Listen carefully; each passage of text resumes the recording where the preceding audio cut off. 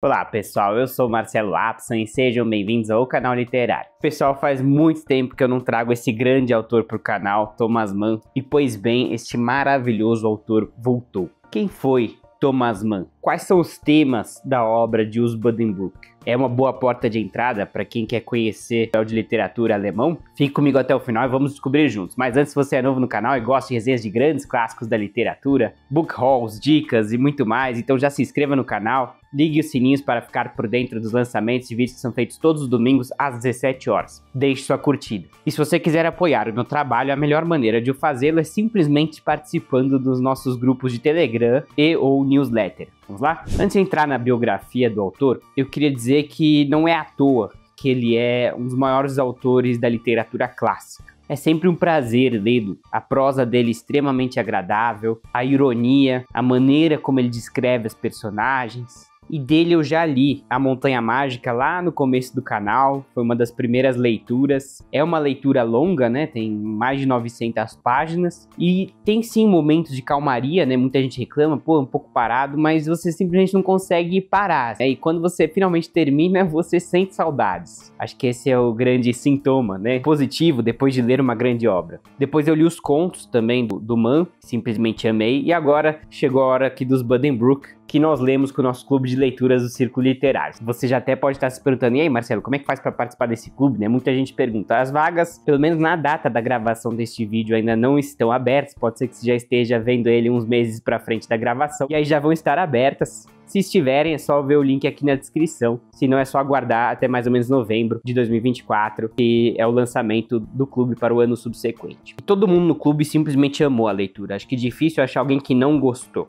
É uma leitura longa, né? A gente leu em 2 meses, mas é uma super leitura. Vamos falar um pouquinho da biografia do autor, depois a gente logo entra na obra. Paul Thomas Mann, sim, o nome dele parece que era Paulo mesmo, o primeiro nome. Todo mundo conhece ele por Thomas Mann, né? Mas ele tinha Paul no começo do nome. Ele nasceu em 6 de junho de 1875 em Lübeck, no norte da Alemanha. É importante falar isso, no norte da Alemanha, porque a Alemanha era meio que dividida. O norte, a Prússia, protestante, e o sul, a Baviera, católica.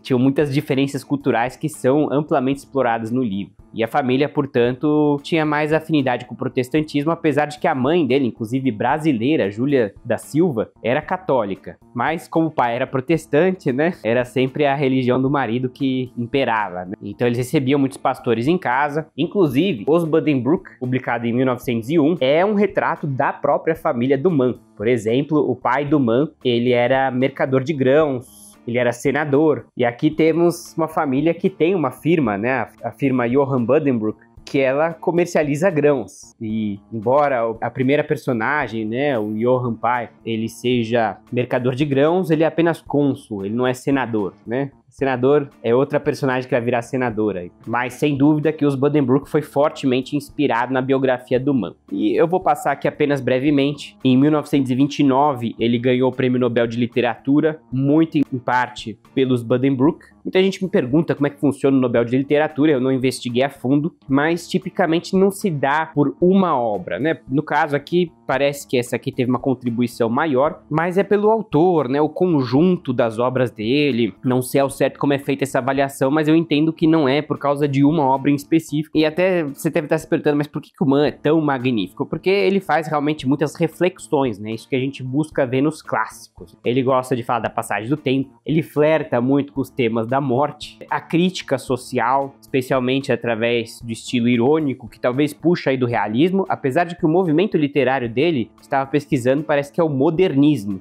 que se contrapõe em parte sim ao realismo, né? Ele tem características do realismo, essa questão de análise dos costumes, crítica, né? Mas o modernismo leva a crítica mais adiante e não tanto para um aspecto naturalista, né? Assim, o naturalismo, que é outro movimento literário bastante científico, bem ligado ao realismo, ele busca, né, evidências, tentativa, erro, né, um método científico para talvez analisar a sociedade. Já o modernismo, ele também está em busca de respostas, mas de repente vai flertar mais com a metafísica, metafísica, e ele vai, na verdade, se focar mais em criticar o passado, né? Mostrar que o passado tá ultrapassado e que agora nós precisamos de novas ideias, novas soluções, que é justamente todo o tema dos Buddenbrooks. Se eu pudesse resumir em uma frase, né, Marcelo, resuma essa obra aí de 800 páginas em uma frase: a falência moral, econômica e política do sistema de vida burguês. Simples assim. Uma família burguesa que vai entrar numa decadência. A gente vai acompanhar essa decadência ao longo das gerações, né? Ela é lenta, mas constante. Voltando aí na vida do Mann, ele teve que fugir do partido daquele cara de bigode, né? Infelizmente a gente tem que falar assim para não sofrer sanções. Ele, como a maioria dos escritores, eram críticos a movimentos que iam contra, né, o humanismo, fraternidade, etc, né? Movimentos discriminatórios, né? Como todo escritor bem esclarecido, ele era vocalmente contra. Apesar de que a gente sabe que muitos escritores simpatizavam com aquele movimento. Mas o correto, obviamente, era ser antagônico a ele. E por isso ele teve que fugir pra lá, pra cá. Ele acabou se refugiando nos Estados Unidos. Ele viveu boa parte da vida nos Estados Unidos, em Princeton. Ele deu aula nas universidades de Princeton. E depois ele foi morar em Los Angeles. Mas faleceu na Suíça. Parece que talvez ele sempre quis voltar pra Europa.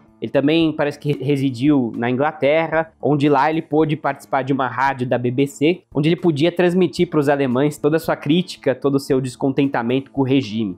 Então ele foi sim perseguido pelo regime daquele cara de bigode e ele se refugiou. Ele faleceu então em 12 de agosto de 1955. Com 80 anos de idade, em Zurique. Interessante que a esposa dele se chama Katia Pringsheim. E olha só, Pringsheim é um sobrenome que justamente aparece nos Buddenbrook, particularmente de um pastor. E a Katia, ela teve tuberculose, ou pelo menos parecia ter, né? Não sei como é que eram os métodos da época para identificar essa doença. E ela teve que ficar num sanatório em Davos. E foi daí que surgiu a ideia da Montanha Mágica. Para quem não sabe, a Montanha Mágica é uma obra em que se fala muito de sanatórios, tuberculose, né? Dois primos, um visita o outro, né? Um deles está tuberculoso e o outro vai visitar e acaba ficando muito tempo lá, né? O Hans Castorp visita Joaquinzinho sem seu primo que está tuberculoso e aí a gente vai ver de perto que é um sanatório. Mas aqui nós vamos falar de Os Buddenbrook. Quem quiser saber de Montanha Mágica, tem uma resenha aqui no canal que eu fiz logo no começo dele, é só procurar. E vamos então à obra Os Buddenbrook. Como eu disse, essa é uma obra que pertence ao movimento modernista. Então aqui a gente vai ter um microscópio nos costumes burgueses, evidentemente com um tom de crítica. Inclusive parece que a família do Mann se sentiu incomodada com essas críticas, né? A carapuça serviu em bom português. Porque é isso, né? Ele vai pegar esses costumes protestantes, burgueses, vai colocar no microscópio e vai falar, olha o que deu. Tem muito essa vertente modernista de querer quebrar com o passado, de mostrar ele e falar, olha, isso aí não deu certo. Simples assim, né? Vamos pensar em novas ideias. E não necessariamente, assim, 100% científicas, né? Não estou falando aqui de pseudociência e nem mesmo de religião. Ele vai falar de metafísica aqui num sentido mais genérico, né? É bem interessante. Nós vamos chegar nessas reflexões, nós vamos ler, inclusive, trechos aqui. A primeira coisa que chama a atenção no Mann são as personagens. As personagens têm cacoetes. Isso em toda a obra do Mann. Vai naquela questão que se fala muito do Mann, que é o leitmotiv, né? Que tá na arte, na música, que é a repetição. Simples assim, né? Volta àquele tema central. Então as personagens aqui têm vários cacoetes. Tem uma tal de Sesame Weisbrot, que é uma velhinha que coordena aí um seminário de meninas, né, protestantes, e toda vez que ela vai cumprimentar alguém, né, uma menina, ela fala, seja feliz menina, e dá um beijo com um leve estalido. Tudo isso se repete umas 200 vezes. Então temos um banqueiro bem estereotipado, né, o Kesselmeyer, e que ri da desgraça alheia, né, bastante ganancioso, e ele tem uma risada particular. Essa risada vai se repetir toda vez que a gente vê esse Kesselmeyer.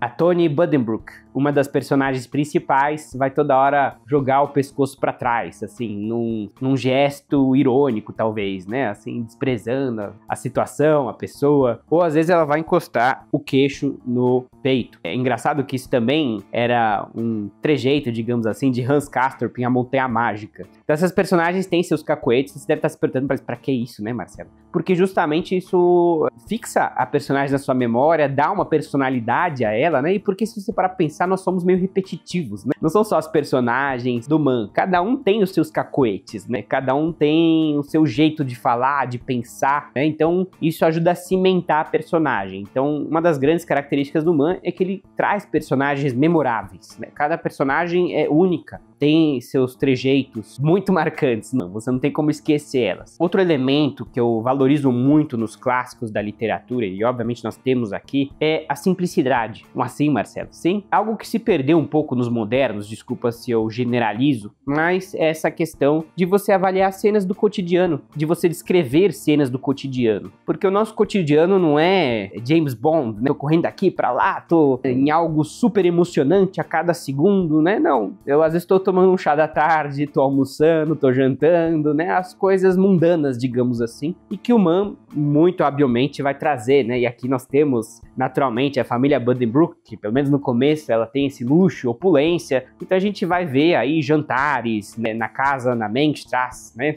Banquetes suntuosos e muito bem descritos, a gente fica com fome, lembra, né? Mas é isso, né? Você quer ver algo real, né? Não algo imaginário, onde as personagens não comem ou comem muito rápido, né? Não. Os jantares são muito bem explorados e às vezes são nos jantares que você vai ver grandes discursos, né? Grandes discussões na mesa, porque é assim que é, né? Então ele vai sempre trazer os elementos cotidianos, as descrições dos ambientes, das vestes das pessoas, da comida. A gente quer ser transportado para lá e sem você perceber, você acaba sentando junto com a família na Menstrasse. Então isso eu acho muito legal. Pode parecer um pouco maçante, mas é essencial. Enfim, vamos à história, né? E eu vou trazendo mais elementos do Man conforme nós vamos conversando. Então nós temos a firma Johann Buddenbrook, que foi fundada, na verdade já há muitos anos, mas pelo menos aqui a primeira personagem que nós temos é o senhor Johann Buddenbrook, que ele é casado com Antoinette Buddenbrook. E ele é o gestor, né, da firma Buddenbrook. E tem muito essa questão burguesa, né, que tem que passar aí de pai para filho. As grandes protagonistas ainda são crianças. Nós temos os filhos Tom, Tony e Christian. Temos também Clotilde, que é prima aí dos irmãos, e é uma prima meio rejeitada. E a gente vai acompanhar a infância das crianças, né, a relação do Johann Buddenbrook e da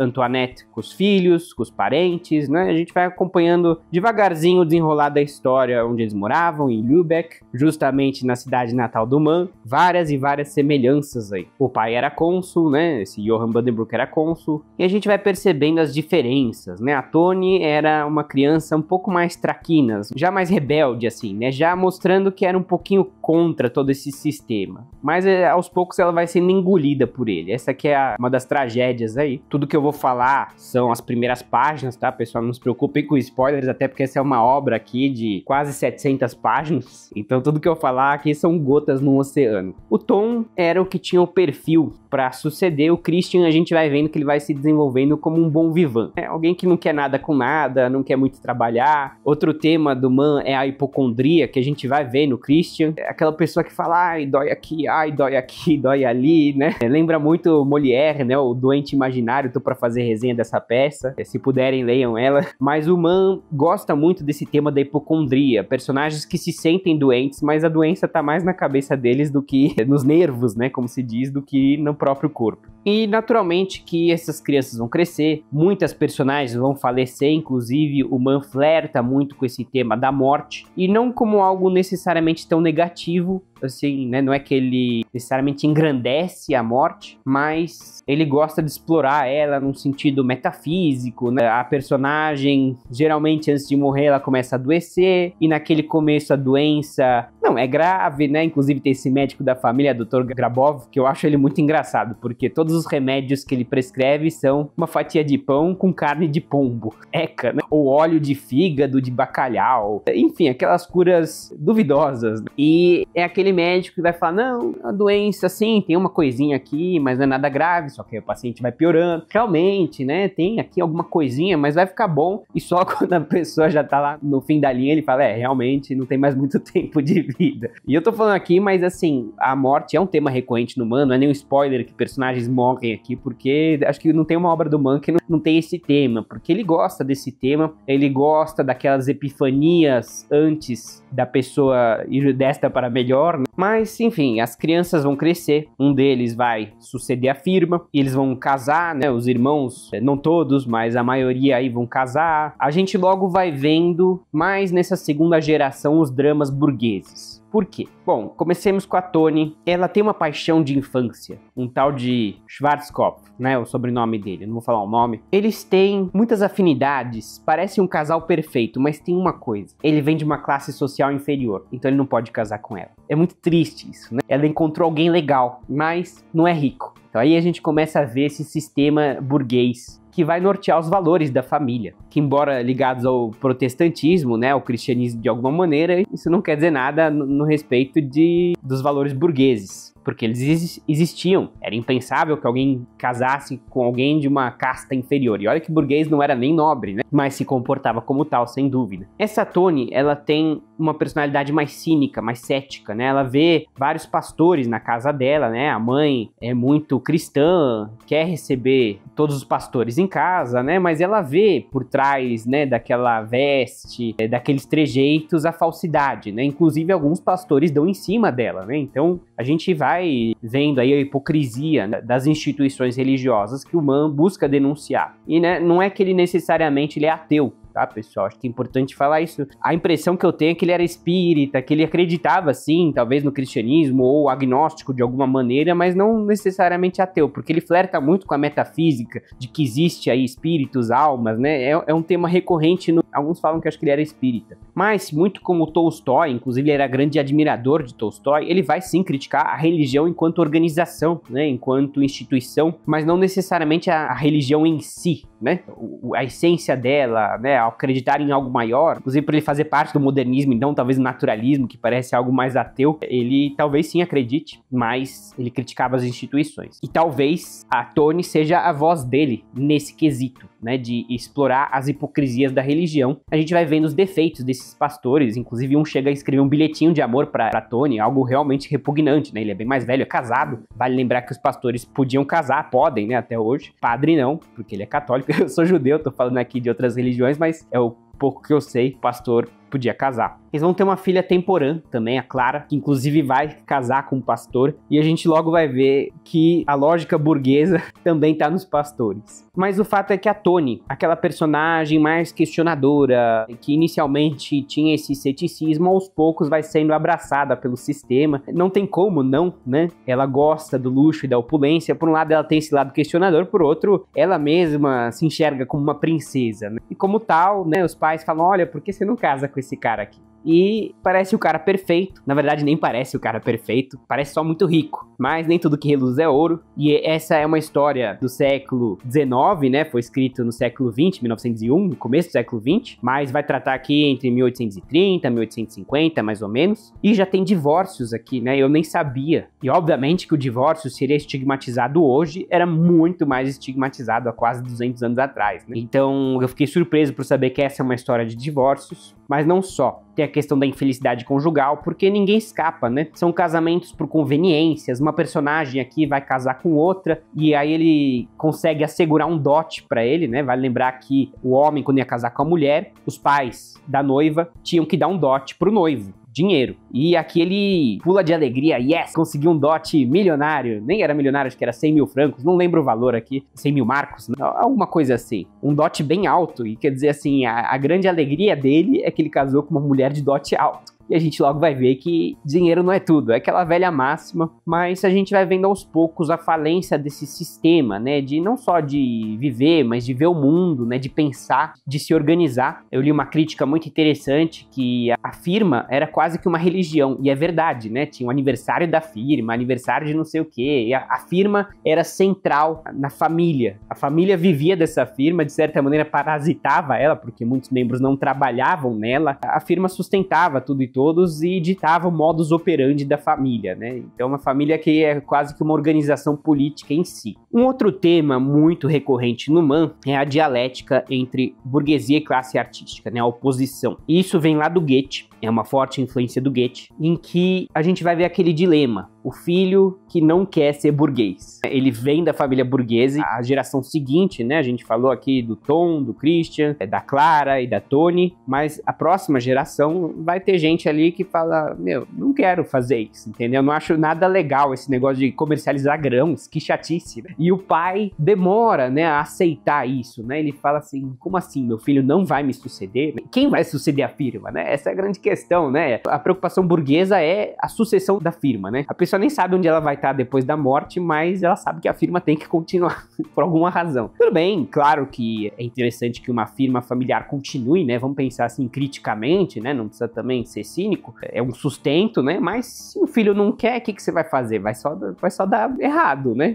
Colocar, especialmente alguém que não é burguês, no sentido assim, alguém afeiçoado às artes, à cultura, à música, é outro tema recorrente nas obras do Mann. Então temos aí um filho mais sensível, que sofre bullying na escola, que é artístico, que ele é músico e que representa um alter ego do próprio autor, que imagino eu que sofreu com esse tipo de oposição, né? Imagina o pai ali com a madeireira dele ou com a firma de grãos, né? E fala, e aí filhão, quando que você vai sentar aqui do meu lado pra gente vender trigo, comprar cevada? E o filho fala assim, pai, eu quero estudar ópera, eu quero ser escritor. Imagina a reação do pai. Né? O Goethe gosta muito de explorar esse tema, né? Nos anos de aprendizado de Wilhelm Meister, e o Mann ele vai pegar muito essa temática em várias obras, nos contos, a gente vê isso bastante. E aqui, evidentemente, os Buddenbrook não poderia ser diferente. E aos poucos, então, a gente vai acompanhar o desenrolar dessa família. Não só que as coisas dão errado, né, assim, na visão de mundo, mas financeiramente mesmo, né, os ventos políticos, né, uma coisa que a gente acompanha bastante aqui nessa obra, eu gostei bastante, que o Mann vai falando de revoluções sociais, operários se organizando, então tem esse tema também, as mudanças econômicas, as crises, inflação, então, por mais até que a pessoa seja habilidosa, e aqui talvez a gente chegou à conclusão no clube que os gestores nem eram tão habilidosos assim, é natural que a firma enfrente dificuldades, e isso vai se refletir no estilo de vida das personagens, todas vivem da firma, a firma encolhe, então, opa, vamos todo mundo apertar os cintos, vamos gastar menos, né, então a gente vai vendo personagens mais avaras, e as personagens relutam em descer de padrão de vida, né, e tem muito essa questão da inveja, como é que a sociedade vai olhar essa família em decadência, né, eles eram amigos enquanto eles eram ricos, depois que já não são tão ricos, já ninguém mais quer saber deles, quanto que vale uma amizade, né, baseada em aparências, né, nada. Mas é muito interessante esse conflito de gerações, cada geração é um pouco diferente, uns são mais religiosos, outros são menos. Vamos ler um pouquinho do banquete aqui na Menstrasse, para tratar daquele tema inicial que eu falei para vocês, das descrições, que eu acho que é um dos pontos altos, sim, da narrativa. Viu alguma vez, senhor pastor? Mudavam-se novamente os pratos. Surgiu um enorme presunto, cor de tijolo, defumado e cozido, acompanhado por um molho de cebolinhas pardo e avinagrado. Juntos seguia-se tal quantidade de legumes que todos os presentes teriam podido servir-se de uma única travessa. Lebrecht Kröger encarregou-se do ofício de trinchar. Erguendo levemente os cotovelos, estendeu os dedos indicadores pelas costas da faca e do garfo e cortou com circunspecção as fatias macias. Servia-se também a panela russa, obra-prima da consuleza Buddenbrook, uma mistura de frutas conservadas em álcool e de gosto picante. Não, o pastor Wunderlich lastimava nunca ter encontrado Bonaparte. Mas o velho Buddenbrook e Jean-Jacques Hofstede viram-no cara a cara, o primeiro em Paris, logo antes da campanha russa, quando assistia a um desfile de tropas no pátio do Palácio das Tulherias, e o segundo em Danzig.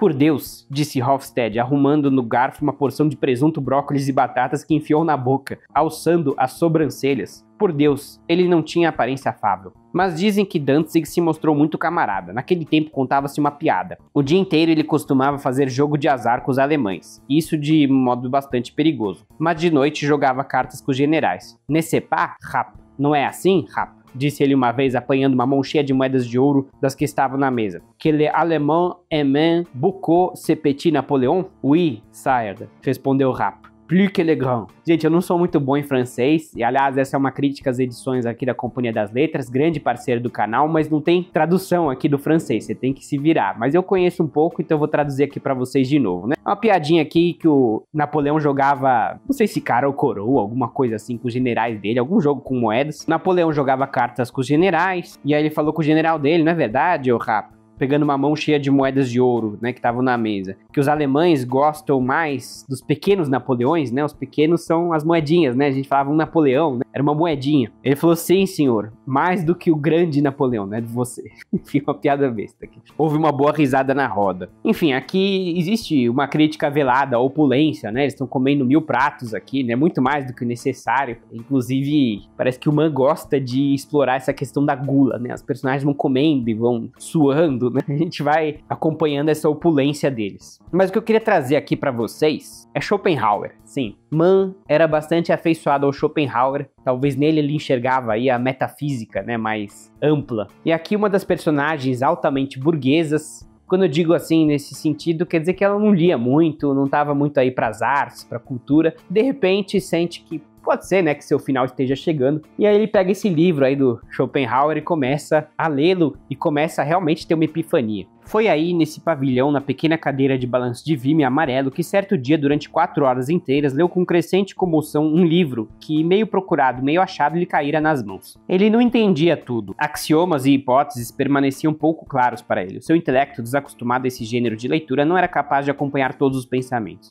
Mas era justamente a alternação de luz e trevas, de surda falta de compreensão, vago pressentimento e repentina clareza que o cativava. Decorriam as horas sem que tirasse os olhos do livro, nem sequer mudasse sua posição sobre a cadeira. Que foi que se passou comigo? Que palavras se dirigiam a mim, conselheiro dessa cidade e chefe da firma de cereais Johann Buddenbrook? Será que isso se endereçava a mim? Posso suportá-lo? Não sei o que foi. Sei somente que é demais. Demais para o meu cérebro burguês. Permaneceu o dia inteiro nesse estado de lerdo arroubo, surdo, ébrio e vazio. Quando veio a noite, sentiu-se incapaz de erguer por mais tempo a cabeça sobre os ombros. Recolheu-se cedo. Durante 3 horas dormiu um sono profundo, tão profundo e inatingível como nunca em toda a sua vida. Então acordou, tão bruscamente, tão deliciosamente sobressaltado como acordam os homens solitários quando têm no coração um amor em botão. Hei de viver, disse Buddenbrook, quase em voz alta. Sentiu como o peito lhe estremecia com um soluço íntimo. Esta é a revelação. Hei de viver. Algo há de viver. E pensar que não sou este algo. Isto é um engano, é apenas um erro que a morte corrigirá. É isso, é isso. Por quê? A essa pergunta à noite o sepultou novamente. Outra vez não via, não sabia e não entendia mais nada.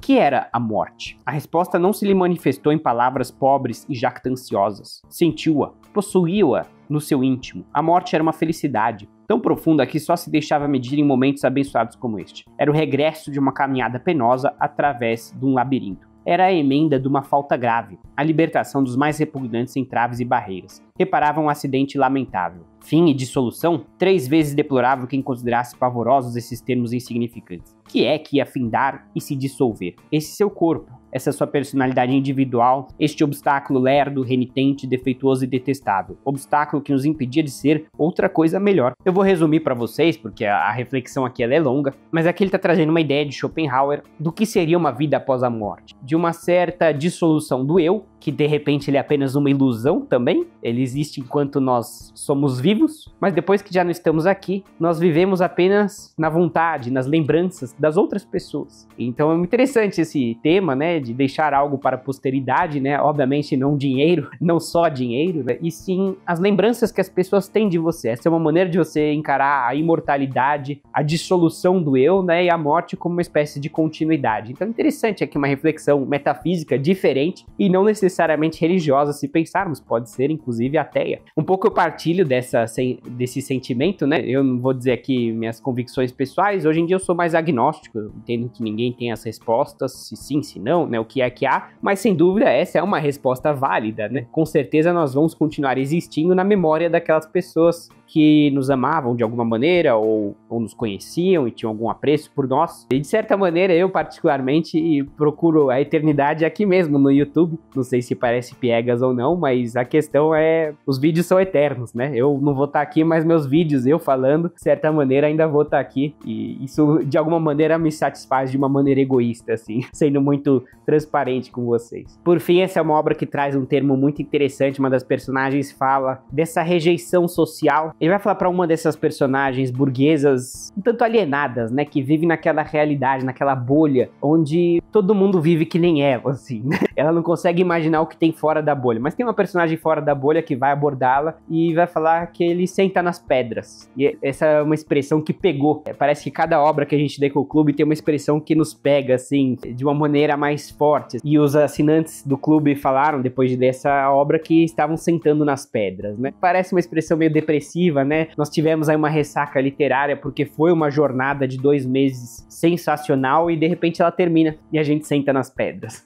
Só que no caso aqui, sentar nas pedras, né, que essa personagem vai trazer, também mostra essa melancolia, né, essa cisão, né, essa personagem não pertence ao mundo, que talvez ela gostaria até de pertencer, apesar de que ela até diz que não, mas tem essa questão de você ficar reflexivo, sentado, isolado, né, então todo mundo sentou nas pedras depois dessa obra fantástica. O que eu posso dizer pra vocês, leiam, mesmo que você seja um novato na literatura clássica, é uma obra tranquila, sim, ela vai ter um ritmo mais lento no começo, como todas as obras do Mann, não espere aí grandes ações até depois das primeiras 100 páginas, mas eu garanto pra vocês que vale muito a pena, vocês vão conhecer um pouco da história alemã, o estilo de vida burguês, a falência e decadência dele, e realmente uma novela aqui, tá, pessoal? Tem divórcio, tem traição, tem brigas, tudo que você pode imaginar, briga por herança, discussões acaloradas, falências, que é uma obra completa mesmo. E o legal do Mann é isso, que você vai dar um zoom naquela família Buddenbrook da Mengstrasse, você vai acompanhar ela por gerações a fio, até a 4ª geração, na verdade, e é uma jornada deliciosa, é isso que eu posso dizer. Leiam, e se vocês já leram, eu gostaria de escutar os seus comentários abaixo. Se já deu outra obra do Mann, também, por favor, deixe seus comentários. Se você gostou dessa resenha, curta, compartilhe com seus familiares e amigos para ajudar o canal e participe dos nossos grupos de Telegram e ou newsletter. Muito obrigado e até uma próxima. Um grande abraço.